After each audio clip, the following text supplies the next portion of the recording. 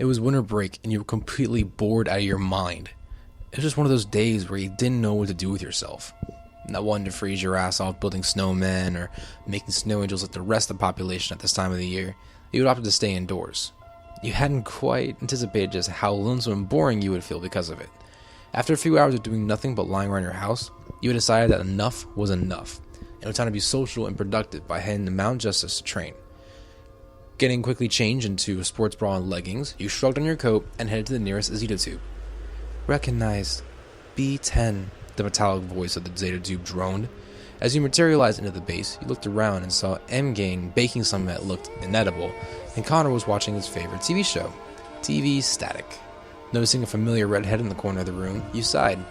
Roy was here. He was looking over his already perfect bow for arrows, making sure it was in perfect condition.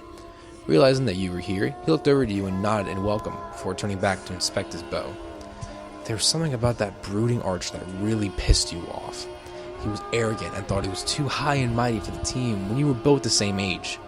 Although he was an irrefutable hothead, there was a certain quality that prevented you from hating him.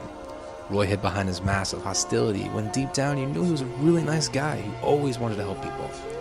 It may have been one of the only undeniably good things about him, but it was the sole reason you put up with his shit.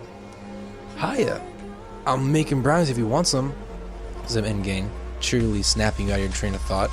Looking once more at the brownies M-Gain had made, you fought hard to prevent yourself from gagging. Thanks, but no thanks, M-Gain. I want to train right here, but maybe later, he replied, heading over to the training area. You glanced at Loy.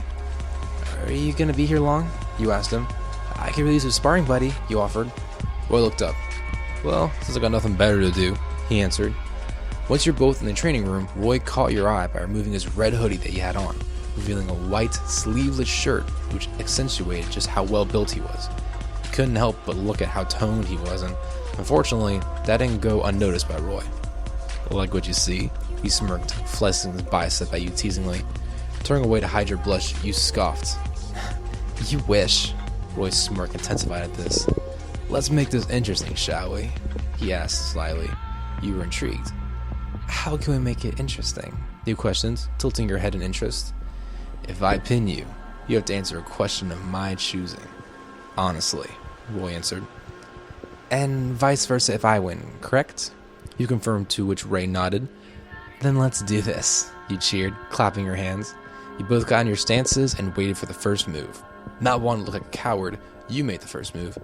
Balling your fist, you struck him in the ribs. He grunted in pain, but balled his own fist and started to retaliate. He was putting so much power and ferocity into his moves that you had to stay on defense for the most part of the fight.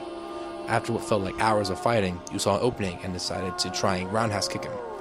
Bad idea. He had anticipated your move and easily caught on to hold your leg. He held on to it so quickly that momentum caused you to fall. He straddled you, preventing you from bounding up. You were both panting now, trying to regain your breath from the fight you just had. Now that you had calmed down, you had become aware of your surroundings again. You blanched once you noticed the position you two were in. Roy noticed your discomfort and quickly got off of you. He helped you onto your feet but refused to release your hand. Now, you remember our bet? He breathed, obviously so spent from the fight. It was a stupid question. Of course you remembered. You were dreading his question. I get to ask you my question now, he continued. You nodded, so he wouldn't hear how shaky your voice would sound. Alright then. Were you checking me out earlier? He smirked. You slightly nodded and looked away from him to hide your blush. Roy was positively beaming at you. He moved closer to you, so you instinctively moved back. He moved and you moved repeatedly before you felt the hard wall against your back. Damn it, you thought. You two were so close that your bodies were practically touching. He looked down at you, still smirking, and you looked away. He reached out and took your head towards him while tilting your face up to his. He did it so delicately as if he was afraid of breaking you, which was ironic when you thought back to the intense fight you had moments ago. Roy, what are you doing? You finally spoke, cursing your wavering voice. You're so cute when you're being naive. He chuckled before he leaned down and kissed you. You were in shock. You'd only ever been kissed a few times, but before, so you didn't really know what to do. You started kissing back and you could feel his smile against your lips. The kiss lasted for maybe half a minute when he pulled back. Listen, the truth is, that I like you a lot. I'm bad talking about my feelings, so my actions define me. And I believe that action screams louder than any word could, he explained. You were speechless. His eyes widened in panic. It's totally fine if you don't feel the same way, though. I mean, I'm not exactly the nicest guy or anything. Forget it, he said. You reached up and kissed him lightly. He looked at you with a bewildered expression. Does that answer your question? You giggled. Yes, it does.